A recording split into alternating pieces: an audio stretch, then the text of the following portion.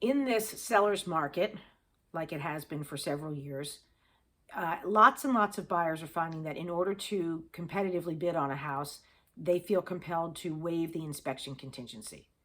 So that means they're going to go ahead and purchase the property without it being contingent on the results of a home inspection, or maybe also a termite inspection or a radon inspection, any inspection.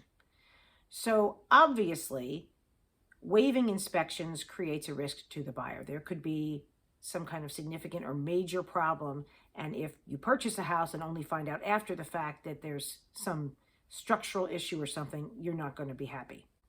However, again, in order to be competitive in certain markets, certainly in my market right outside of Philadelphia, in most of the offers in these competitive bid situations that are being accepted, almost all of them have waived the inspection contingency. So the purpose of this video is to outline some circumstances in which it might be a little bit safer than in other circumstances to go ahead and waive that. So the first one is, and this one is probably the best case scenario, if the seller has done a pre-listing inspection and has made that available to the buyer. So personally, I think that's a great tool. There are sellers who don't want to do it because they either don't want to spend the money and feel like there's so many buyers out there that they don't need to. They may be right. The second reason is they're concerned that if something is discovered there, that they will have to disclose it, which again, according to Pennsylvania law, they do. They can also fix it. But even if they disclose it, if they fix any of the major things or they adjust the price if there is something major to account for that, the point is they're providing all of that information to the buyer, and the message to the buyer is, look, Mr. Buyer, I don't want to see an offer that has an inspection contingency. Here's the inspection. We just did it. So make sure that your offer reflects any of the concern or issues that have been raised by this inspection. So again, that would be, I think, where I would feel most comfortable encouraging a buyer to waive an inspection because he's already got one right in front of him. Oh, and be aware when people say, well, but the inspection was done by someone for the seller. The home inspector's certification and license requires that any inspection he performs is going to be done the same way regardless of who it's being done for. So it shouldn't matter in theory whether the seller ordered it or a buyer ordered it. The inspection results should be the same. The next most comfortable scenario, I think, is if you have a walk and talk inspection.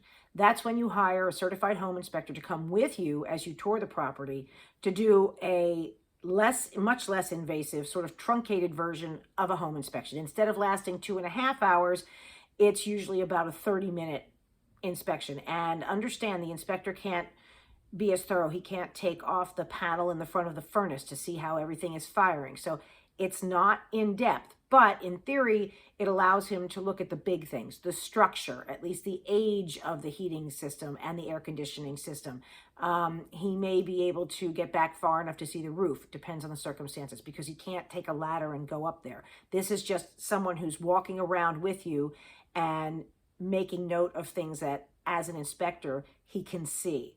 But again, it's not as invasive and as thorough as a regular inspection, but it usually is able to determine the major things. A third option is to ask if you can have a full and complete inspection done prior to submitting an offer, if you want to submit one that is not contingent on an inspection. Now, that one is a lot less practical in our market for a couple of reasons. One is that it usually takes more time to schedule a complete full home inspection because of the time it takes than a walk and talk. And it often can't be done for 2 or 3 days. And in our market, the house has often been sold by then. So it's a timing issue.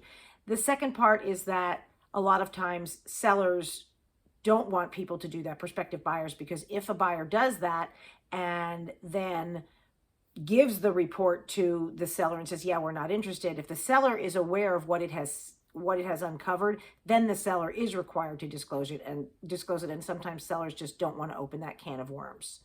But it might be worth asking depending on how quickly your market is moving. Keep in mind as well, an inspection's usually between $500 and $600. So if you aren't going through with the purchase, it's a lot of money spent. Another time I feel fairly confident recommending to my buyers that they could waive inspection is on a new construction purchase. Now, those are different because you don't normally have an agreement of sale with a new construction purchase that even offers inspection. So you don't use the standard agreement of sale where that's part of it. So normally when you build new construction, you're not doing inspections anyway. So that's kind of a separate issue, but I figured I would just throw it in there. So with new construction, most people find they don't really need it. If you are planning a major renovation where you're going to be adding a story or something, and you're going to be ripping off the roof, and you're going to be running new wiring and potentially new plumbing, then you're going to have to replace or add on significantly to everything that's there. So it's probably not going to matter if you have an inspection or not, because you would probably end up having to fix or replace the things that are wrong just in the course of the renovation that you would be doing anyway.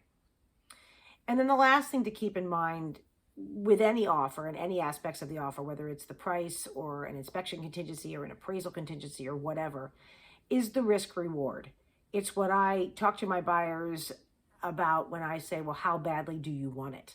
So if there's a property that you really, really, really love and really want and feel like there's not going to be something else similar that comes along, you might be more willing to risk waiving an inspection than on a different kind of property. So it's that whole risk reward piece that you want to consider. So I hope that gives you a little bit more clarity on when you might consider waiving an inspection.